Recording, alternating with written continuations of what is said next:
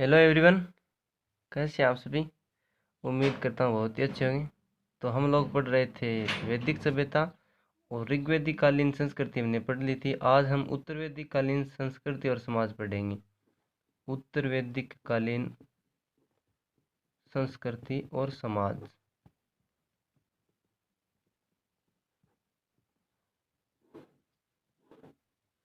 तो सबसे पहले हम वही जिक्र करेंगे वर्ण व्यवस्था, क्योंकि ऋग्वैदिक काल में जो है वो वर्ण व्यवस्था कर्म पर आधारित थी, लेकिन उत्तर वैदिक काल में आते वक्त वर्ण व्यवस्था थी वो जन्म आधारित हो चुकी थी। जन्म आधारित हो चुकी थी। वर्ण वही चार थे, ब्राह्मण क्षत्रिय और वैश्य। ब्राह्मण क्षत्रिय वैश्य और शूद्र, ये चार वही वर्ण थे और जन्म पर आधारित थे। याद रखना, जो ये तीन वर्ण है ना, ब्राह्मण क्षत्रिय और वैश्य, इनको द्विज कहा जाता है। द्विज, इसको द्विज में नहीं गिनते। यानी कि आपको पूछ ले कि क्वेश्चन दे दे और ऑप्शन दे दे इन चारों को कि कौन सा वर्ण इनमें से द्विज नहीं है, तो शूद्र द्विज नहीं होगा। बाकी इन तीनों को जो है वो द्विज कहा जाता है।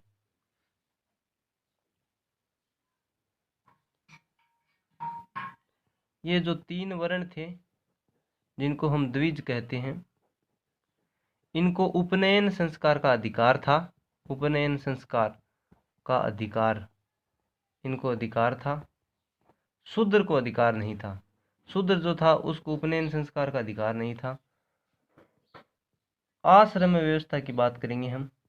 आश्रम व्यवस्था, आश्रम उत्तर वैदिक कालीन संस्कृति में चार थे। कौन कौन से थे? तो वो था ब्रह्मचर्य आश्रम, ब्रह्मचर्य आश्रम। एक था अपने गृहस्थ आश्रम, और ये इसी क्रम से था, गृहस्थ आश्रम। तीसरा था वानप्रस्थ आश्रम, वानप्रस्थ आश्रम। और चौथा था संन्यास आश्रम, संन्यास आश्रम। यानी कि जब बच्चा जो है वो पैदा होता था तब से लेकर, यानी कि 1 से लेकर के 25 वर्ष तक जो है वो ये ब्रह्मचर्य आश्रम में व्यक्ति को जीवन बिताना था। 25 से 50 गृहस्थ आश्रम, 50 से 75 जो था वो वानप्रस्थ आश्रम, और 75 से 100 जो है वो संन्यास आश्रम। यानी कि व्यक्ति की उम्र जो है पहले 100 वर्ष मानी गई थी, और ये आश्रम जो थे वो जीने की व्यवस्था का आधार थे कि व्यक्ति का जीवन किस प्रकार का होना चाहिए। सबसे पहले इन आश्रमों का वर्णन कहाँ मिला? वर्णन, चारों आश्रमों का वर्णन जो है वो जाबाल उपनिषद में मिला था। जाबाल उपनिषद। यदि आप लोगों ने पीछे की क्लास ली होगी तो आपको उपनिषद का मतलब पता होगा। उपनिषद का शाब्दिक अर्थ क्या है वो मुझे कमेंट में आप लिख कर बताना। और जो ये उत्तर वैदिक कालीन संस्कृत है, इसमें जो 3 वेद लिखे गए थे उनमें एक शब्द मिलता है ब्रह्मवादिनी। ब्रह्मवादिनी, इसका अर्थ क्या है?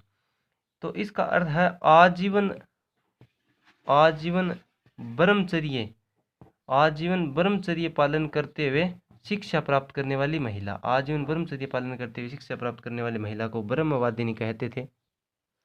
अब हम बात करेंगे स्त्रियों की दशा की। उत्तर वैदिक कालीन में स्त्रियों की दशा जो है वो कैसे हो गई थी? यानी ऋग्वैदिक कालीन में स्त्रियों की दशा बहुत ही अच्छी थी, लेकिन उत्तर वैदिक कालीन में स्त्रियों की दशा जो थी वो शूद्रों के समक्ष थी। स्त्रियों की दशा, स्त्रियों की दशा शूद्रों के समक्ष थी। शूद्रों के समक्ष, यानी पशु के तुल्य स्त्री की दशा हो गई थी। शूद्र और पशु के तुल्य। सभा में भाग लेने पर रोक लगा दी थी। सभा में भाग नहीं ले सकती थी, सभा में भाग नहीं ले सकती थी। उत्तर वैदिक कालीन में जबकि ले सकती थी। और जो एक ब्राह्मण ग्रंथ है, ऐत्रेय ब्राह्मण ग्रंथ, बताना ये ऐत्रेय ब्राह्मण ग्रंथ किस वेद का है? कमेंट में बताना। ऐत्रेय ब्राह्मण ग्रंथ जो है, इसमें स्त्री को जो पुत्री जो है उसको कृपण कहा गया है। पुत्री को कृपण कहा गया है। कृपण का मतलब होता है सभी दुखों का कारण, सभी दुखों का कारण। यानी कि स्त्री की दशा इतनी बेकार हो चुकी थी कि उसे कृपण तक कह दिया गया था। स्त्रियों की सबसे गिरी हुई स्थिति जो है, स्त्रियों की सबसे गिरी हुई स्थिति, गिरी हुई स्थिति मैत्रेयणी में मिलती है। मैत्रेयणी, मैत्रेयणी में मिलती है। और इस मैत्रेयणी जो है, इसमें स्त्री को पुरुष का तीसरा दोष बताया गया है, पुरुष का तीसरा दोष, यानी कि शराब जुआ के बाद जो है वो तीसरा दोष पुरुष का स्त्री को बताया गया है। मैत्रेयनी में स्त्रियों की दशा बहुत ही बुरी हो चुकी थी। हालांकि स्त्रियों की दशा इतने बुरी होने के बाद भी उत्तर वैदिक कालीन में कुछ विदुषी महिलाओं के नाम मिलते हैं। उत्तर वैदिक काल की विदुषी महिलाएं, उत्तर वैदिक काल की विदुषी महिलाएं हैं कुछ, जिनका मैं नाम आपको बताना चाहूँगा। गार्गी है, जिसके नाम पर गार्गी पुरस्कार भी दिया जाता है, आपको पता होगा। और एक मैत्रेयी है। गार्गी जो है, इसने याज्ञवल्क्य जो ऋषि है याज्ञवल्क्य के, उसको चैलेंज दे दिया था। यानी कि ये जो है, इनकी एक गाय थी और वो गाय खो गई थी, तो ये अपनी गाय जो है उसकी खोज में सभा चल रही थी, उसी में चली गई। तो याज्ञवल्क्य ने जो है वो स्त्रियों पर प्रतिबंध था, तो इसको बुरा भला कहा। तो गार्गी ने भी याज्ञवल्क्य के, जो उस समय के महान विद्वान व्यक्ति माने जाते थे, उसको चैलेंज कर दिया कि इतना काहे घमंड करता है अपने पुरुष होने पर, मैं हिम्मत है तो मुझे शास्त्रार्थ में हरा कर दिखा। तो याज्ञवल्क्य को बुरा लगा कि स्त्री होकर शूद्र और पशु के समान होकर मुझे चैलेंज करती है, और गार्गी का चैलेंज स्वीकार कर लिया। लेकिन गार्गी ने उसके दांत खट्टे कर दिए भाई साहब, यानी कि उसे मुंह की खानी पड़ी। वो पराजित हुआ और गार्गी की विजय हुई। और इसी के उपलक्ष्य में जो है वो आज लड़कियों को गार्गी पुरस्कार दिया जाता है, और इसलिए दिया जाता है ताकि लड़कियां जो है वो लड़कों से आगे निकल सके। तो ये गार्गी पुरस्कार देने के पीछे की कहानी है, जो मैंने आपको बता दी।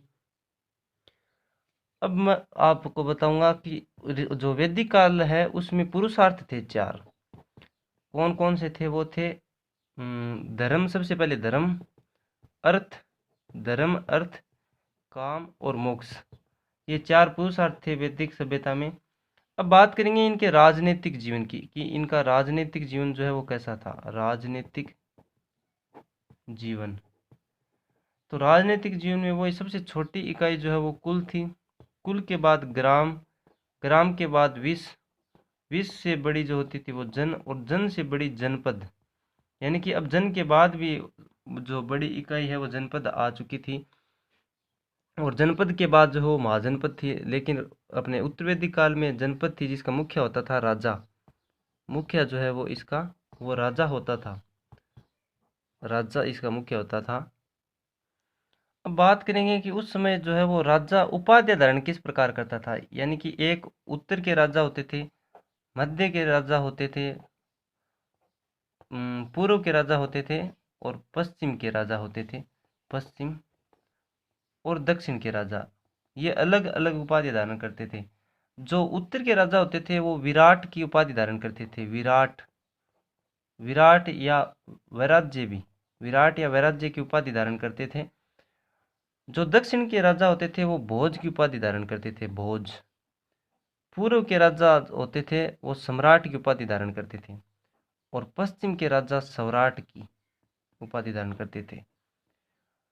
ये विराट की उपाधि धारण करते थे क्यों? क्योंकि जो उत्तर के जो राज्य होते थे उनको वैराज्य कहते थे। पूर्व के राजा सम्राट की उपाधि इसलिए धारण करते थे क्योंकि पूर्व का जो राज्य होता है उसे साम्राज्य कहते थे। इसी प्रकार दक्षिण के राज्य को भोज्य कहते थे, और पश्चिम के राज्य को स्वराज्य कहते थे, और इसी के आधार पर जो है वो उपाधि धारण किया करते थे। बात यदि हम कर प्रणाली की करें, तो जो ऋग्वैदिक कालीन में बलि कर था, वो ऋग्वैदिक कालीन जो वैदिक सभ्यता थी उसमें बलि कर स्वैच्छिक होता था, सुरक्षा के लिए दिया जाता था। लेकिन उत्तर वैदिक कालीन आते आते ये बलि कर जो है वो अनिवार्य हो गया था। बलि कर जो है वो अनिवार्य हो गया था और नियमित हो गया था। बात करें उत्तर वैदिक कालीन के धार्मिक जीवन की, धार्मिक जीवन, तो उत्तर वैदिक कालीन आते आते 33 करोड़ देवता का उल्लेख मिलता है। 33 करोड़ देवता। प्रमुख देवता ब्रह्मा, प्रमुख देवता जो है वो ब्रह्मा, विष्णु, महेश। ब्रह्मा, विष्णु और महेश को माना गया है। ब्रह्मा को प्रजापति, विष्णु को जो है वो ऋत का संरक्षक, और महेश शिव को कहा गया है। एक देवता का उल्लेख मिलता है पूषण। पूषण जो है वो ऋग्वेद काल में पशुओं का देवता हुआ करता था, लेकिन उत्तर वैदिक कालीन में ये शूद्रों का देवता हो गया। शूद्रों का देवता, यानी कि शूद्रों की स्थिति जो है वो पशुओं के तुल्य हो गई। अब अपन बात करें आर्थिक जीवन की, आर्थिक जीवन। तो आर्थिक जीवन जो है वो एक तरफ हम ले लेते हैं ऋग्वेद काल, दूसरी तरफ उत्तरवेद काल ले लेते हैं, उत्तरवेद काल। ठीक है, ऋग्वेद काल में जो है वो प्रमुख व्यवसाय जो था, प्रमुख व्यवसाय वो पशुपालन था, पशुपालन।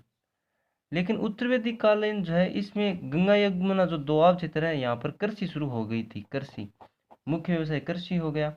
और इसमें जो मुख्य जो भोजन था वो यव यानी जौ का था। लेकिन कृषि होने की वजह से उत्तरवेदी काल में वही भोजन जो है वो जौ और धान, धान यानी चावल, चावल को धान बोलते हैं, जौ और धान का जो है वो मुख्य भोजन हो चुका था। उद्योग और व्यापार की बात करें अपन, उद्योग और व्यापार, उद्योग एंड व्यापार, तो जो उत्तरवेदी कालीन है इसमें लोहा जो है उसकी खोज हो चुकी थी, लोहे की खोज उत्तरवेदी कालीन में हो चुकी थी। और लोहे को ये लोग श्याम अयस्क कहते थे, श्याम अयस्क। इस काल में व्यापारियों का जो प्रमुख होता था ना वो कहलाता, व्यापारियों का प्रमुख कहलाता था कुशी, कुशी नहीं, कुशी तो ऋण देने वाला होता था, श्रेष्ठ कहलाता था। यानी कुछ शब्दावली, श्रेष्ठ जो है वो व्यापारियों का प्रमुख कहलाता था। और कुशित जो है वो यानी कि जो वेनकोट, जो सूतकोर था ना ऋग्वेदिक कालीन में, उसको कुशित कहने लग गए थे। सोने के सिक्कों को निष्क कहते थे, सोने का सिक्का जो है उसको बोलते थे निष्क, सोने का सिक्का निष्क। और शतमान बोलते थे चांदी के सिक्के को, चांदी के सिक्के को शतमान बोलते थे। तो इसके साथ ही आपकी वैदिक सभ्यता है वो कंप्लीट होती है। 3 क्लासों में मैंने वैदिक सभ्यता कंप्लीट करा दी। यदि आपको मेरे पढ़ाने का तरीका जो है वो समझ में आ रहा है, आपको अच्छा लगता है, तो वीडियो लाइक करना, चैनल को सब्सक्राइब कर लेना, पीडीएफ के लिए जो है वो टेलीग्राम को ज्वाइन कर लेना। जय हिंद।